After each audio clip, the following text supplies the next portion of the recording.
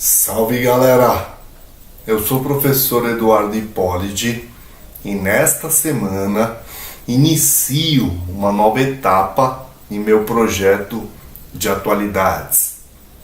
Para quem não me conhece, eu sou professor de História, trabalho na rede particular de ensino há uns 20 anos, lecionando para alunos do Fundamental 2 e do ensino médio. No ano passado, 2017, eu comecei um trabalho, um projeto de atualidades, no qual toda semana, religiosamente, eu publico uma atividade que tem a ver com algum assunto que veio à tona por meio das redes sociais ou também por meio dos meios de comunicação de massa, principalmente por meio da mídia impressa. Queria lembrar para vocês que nessas atividades eu trabalho com temas que obviamente têm a ver com os temas que podem ser trabalhados nos vestibulares mais importantes de nosso país. Então, a escolha dos temas tem a ver não com uma opção própria, minha, individual.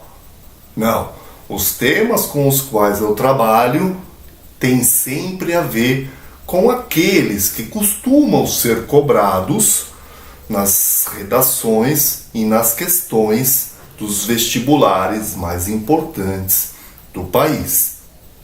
É importante lembrar que minhas atividades são todas realizadas em forma de testes. Por que o teste?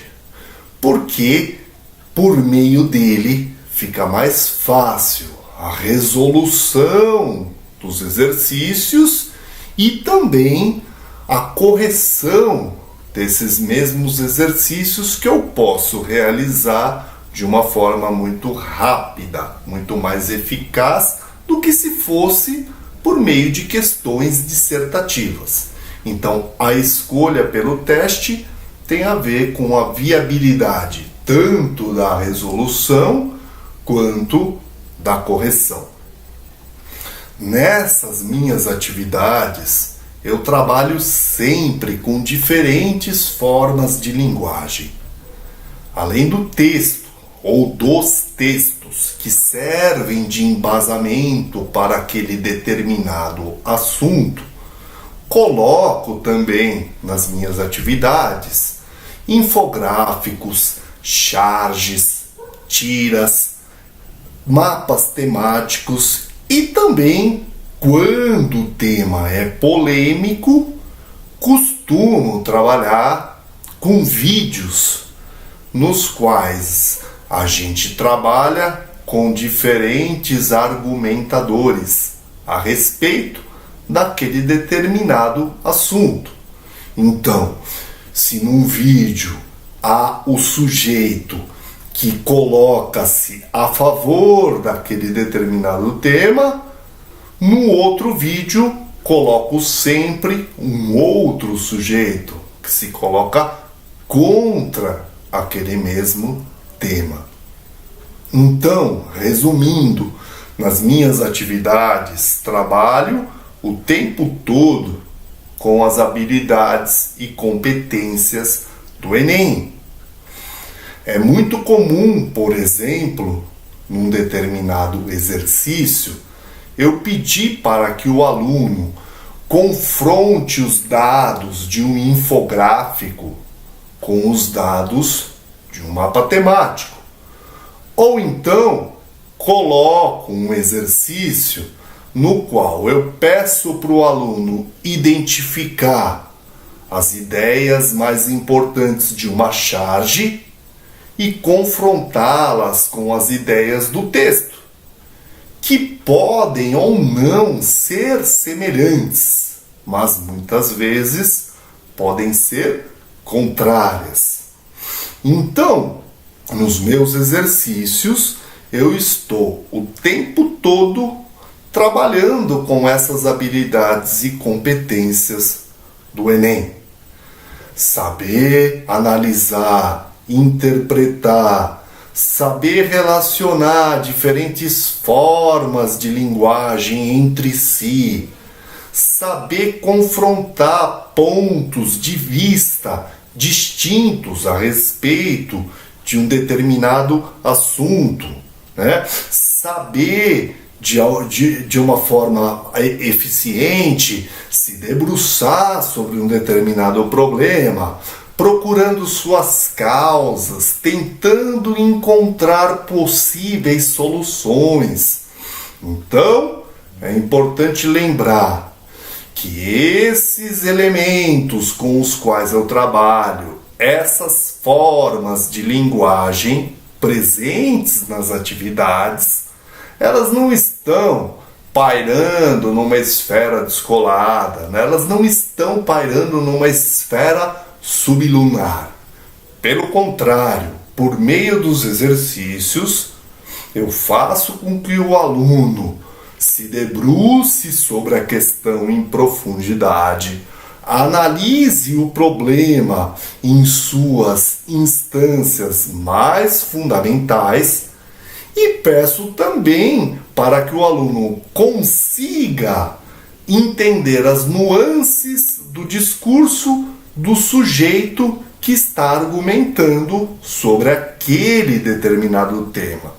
É no exercício que o aluno vai entender quais são os argumentos que o sujeito utiliza para ser a favor ou contra um determinado tema.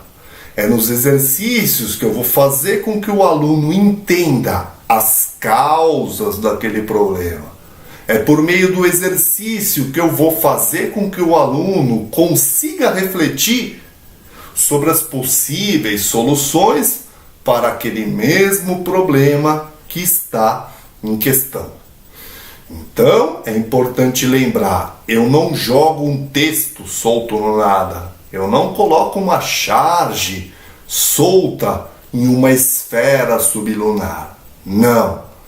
Todos os instrumentos com os quais eu trabalho servem para que o aluno entenda o problema, consiga compreender as causas, reflita sobre as possíveis soluções e acabe construindo o seu próprio argumento, o seu próprio ponto de vista a respeito daquele assunto. Então, eu não sugiro coisas, eu não proponho reflexões, eu faço o aluno refletir, eu faço o aluno analisar, problematizar e criar o seu próprio argumento. É importante lembrar que no ano passado nós obtivemos alguns acertos muito importantes nos principais vestibulares do país. Para quem se lembra, no final de 2017, o tema de redação da FUVEST tem tudo a ver com uma das atividades que eu publiquei naquele mesmo ano. O tema de redação da FUVEST foi sobre os possíveis limites da liberdade de expressão na arte. Uma atividade que eu publiquei em setembro do ano passado tem absolutamente tudo a ver com o tema de redação da FUVEST. Mesmo acerto, consegui também nos temas de redação da Unicamp. Um dos temas, para quem se lembra, tem a ver também com a liberdade de expressão. O outro tema de redação da Unicamp foi sobre pós-verdade e fake news. Um mês e meio antes do vestibular da Unicamp, eu publiquei no site Matemática e Afins uma atividade que trata justamente disso, pós-verdade e fake news. Naquela atividade havia textos e havia também pontos de vista contrários a respeito daquele assunto. Havia análises aprofundadas a respeito do que é esse problema, que com certeza vai permear toda a discussão a respeito das eleições no Brasil neste ano. Um tema super atual e super importante. Acertei também os temas de redação da FGV, da PUC de Campinas, do Mackenzie. E neste ano de 2018, consegui também um acerto no tema de redação da Unesp. A Unesp, na metade do ano, elabora um vestibular, e no vestibular do meio deste ano, de 2018, o tema de redação foi sobre porte de armas no Brasil. Em março de 2018, eu publiquei uma atividade que tem justamente a ver com esse tema. Nessa atividade, além de discutir a situação do porte de armas no Brasil, antes e depois do Estatuto de Desarmamento, eu também trabalho com os diferentes pontos de vista a respeito da questão. No final da atividade, depois de analisar todo o contexto sócio-histórico do Brasil em relação ao porte de armas, no final da atividade eu coloquei 2 vídeos com teores justamente opostos. De um lado estava o Kim Kataguiri defendendo o porte de armas, do outro lado o filósofo Cortella colocando-se contra o porte de armas. E é nos exercícios que eu vou fazer com que o aluno perceba os elementos mais importantes do discurso de um e do discurso do outro. É nos exercícios que eu vou fazer com que o aluno perceba as nuances do discurso daqueles que estão argumentando a respeito do problema. Então, mais uma vez, são os exercícios que acabam conferindo ao assunto a análise aprofundada e também a análise dos diferentes pontos de vista que o aluno tem que conhecer para poder formar a sua própria opinião e tecer os seus próprios argumentos numa redação como essa, por exemplo, da Unesp. Galera, a partir desta semana, além das atividades que eu já publicava, colocarei também junto, atrelado a elas, videoaulas que servem como introdução para o problema que de fato será discutido na atividade. Então, não adianta achar que a videoaula por si própria vai prepará-lo para enfrentar os desafios dos vestibulares. A videoaula serve apenas como introdução ao assunto, serve apenas como embasamento. Se você quer se aprofundar a respeito dos temas que estão sendo tratados, não existe outra solução além de resolver a atividade. Agora, existem 2 tipos de alunos. Conheço muito bem os 2. Um deles é o aluno empenhado, dedicado, que sabe que nada na vida é fácil de se conquistar. E o outro aluno é o preguiçoso, que tenta encontrar um caminho supostamente simples e viável e acaba, no final das contas, se dando mal. Se você é daqueles preguiçosos, se contentará com a videoaula. Se você é daqueles que se dedicam e sabem que nada na vida é fácil. Para além da videoaula, você vai fazer o quê? Resolver a atividade, né, meu amigo? Certo? Ou seja, não existe solução fácil para problemas complicados. Uma videoaula de 15, 20 minutos não vai resolver o seu problema.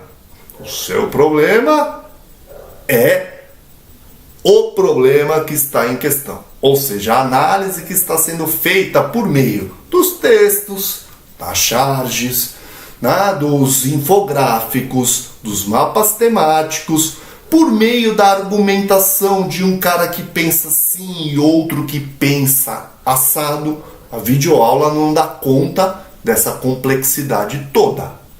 Ou você enfrenta de cara esse desafio e realiza atividade que é rica, que é repleta de informações e análises, ou você se contenta com a videoaula, né, meu amigo? Nada mais melhor, né?